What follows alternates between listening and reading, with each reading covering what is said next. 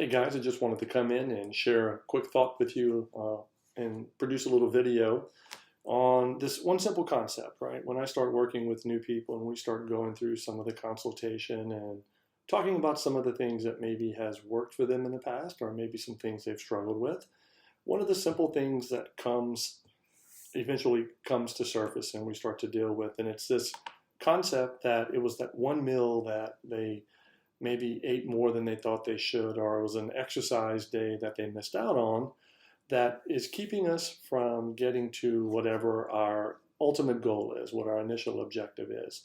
And I just want to talk about that for a couple of seconds because it was something I realized a long time ago. I've been in the fitness industry now a little bit over 26 years, and when I would, at the very end of every one-on-one session I used to do, I'd have this sit down where they were on a table and I would stretch and we would talk and we'd go through some of the things that worked well for the day, maybe some of the things that they thought they could improve on in their day-to-day activities, basically just to build more momentum, build up some consistency. And one of the things I picked up on pretty quickly was it was really more about the things that were going on in their head, all the stories they were telling themselves. And this was across the board, men and women. It wasn't gender-driven or specific. It wasn't so much even age-specific.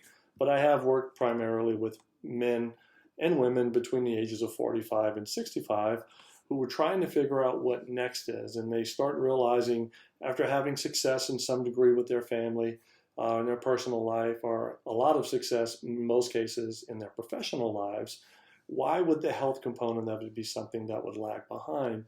And it comes down to something very, very simple. When you're successful in business, when you're successful with your family or personal life, seldom does it ever come down to one act, one thing you did well. Now, what it can turn into is something you do well on a more consistent basis. And that's the thing, the missing component that I think for many of them that wasn't in place. And it's how do I pick one thing? How do I pick one thing that I feel really good about, that I want to drive forward with it, and I want to be consistent with it? Because again, it's really about consistency, the law of consistency that creates the motivation behind us doing things that are beneficial or things that maybe tear us down a little bit and keep us off track from reaching the goals that we have set for ourselves. And again, this is whether it's a short-term goal or a long-term goal. The step you get to achieve a short-term goal is the very same step that you take to get to a long-term goal. But it comes down to, at the end of it, when we'd be stretching on the table, that I would start to pick up on these little messages. And it's like, man, I really only had one bad meal, whatever bad meal means to them. Or when I was traveling vacation, I missed that one workout. And as you start to dig a little bit deeper and you start to ask the right questions, what you realize is that one free pass to have that meal then turned into a second meal, which then was like, well, this entire day is a wash. So I'm just going to start back tomorrow. And what they wound up doing over the next 2 or 3 hours was they had 2 or 3 or 4 drinks, or they had a whole lot more food than they expected, and then they had a nighttime snack. Or in the other direction, what they did was they turned around and they missed a workout today for a variety of reasons. It could be because one of the kids was sick. It could be because they had a meeting that they had to attend. Whatever the case was, it doesn't really matter. But then that became a hall pass. Well, I'm really busy tomorrow also, but what I'm going to do is I'm going to make it up, just like they were going to make up a bad meal.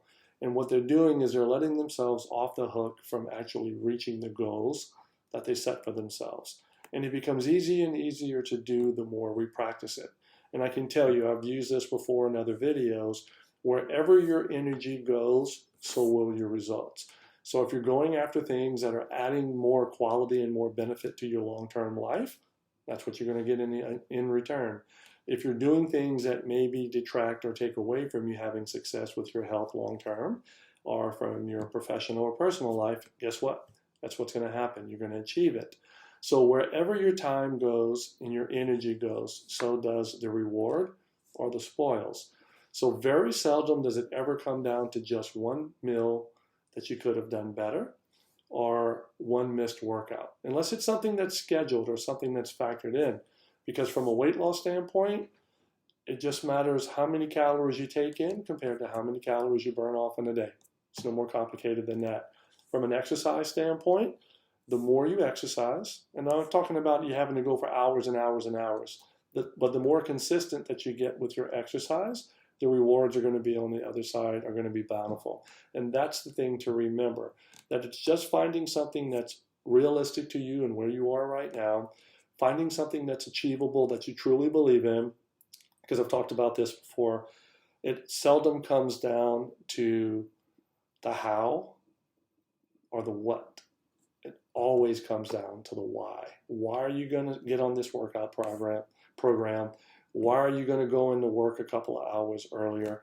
What's the take-home return for you by spending a little more quality time with your kids or with your spouse? It's pretty self-explanatory when you slow things down and you just have an honest audit. So I hope this helps. Seldom does it come down to one missed workout or one cheat meal, which is what's used in the industry, which I don't believe in. Because for me, when you say the word cheat, it automatically sets up a negative connotation or some type of negative feedback that comes back. So I hope this serves you well. I hope this gives you some more insight, and I look forward to talking to you soon.